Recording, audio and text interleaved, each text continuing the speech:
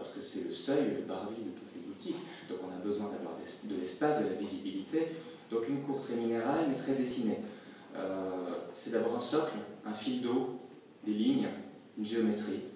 Deux types de pavés différents, dont un qui sont les pavés de Fontainebleau utilisés sur la place d'Armes, qui datent du XVIIIe siècle, qui sont des très très beaux pavés, et qui vont changer de couleur avec le reflet de l'eau quand il pleuvra. Aujourd'hui, là pour le coup, il fait beau, mais revenez quand il pleut aussi.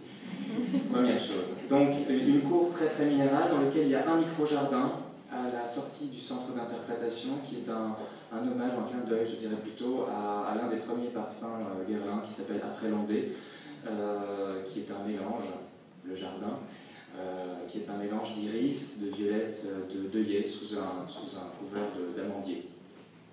Deuxième cours, puisque c'est un cheminement, deuxième cours,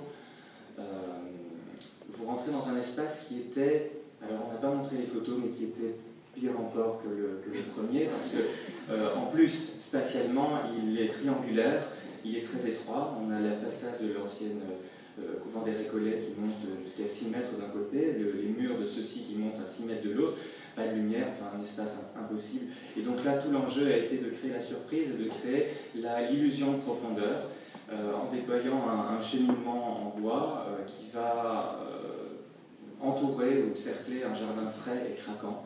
Aujourd'hui, vous ne verrez que les bouleaux et quelques petites pousses qui émergent du sol, mais il faut vous imaginer un couvre-sol de fougères, d'ostas et de poches de narcisses parfumés.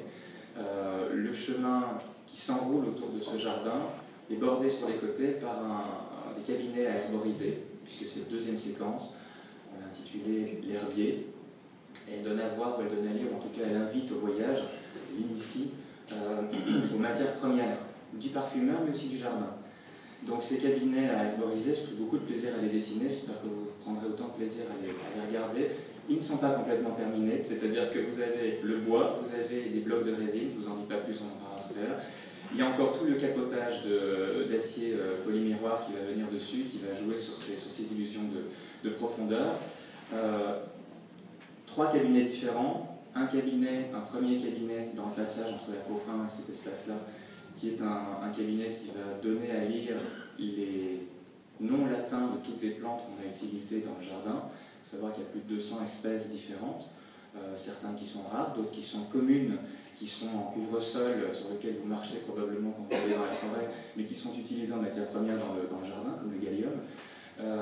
Et puis, donc premier cabinet, matière première du jardin. Deuxième cabinet en 2 temps, les matières fétiches des parfumeurs, j'en ai choisi 10, dont évidemment les principales de la guérinade, mais d'autres aussi. Donc vous redécouvrirez le jasmin, mais vous saurez surtout d'où ça vient, comment on cultive, voilà, quelle est la partie de la plante qu'on utilise, l'iris, etc. Et chaque fois illustré par des éléments naturels qui sont pris dans des blocs de résine qui ont été faits par une artiste fabuleuse qui s'appelle Constance Giraudon. Voilà, je voudrais remercier aussi.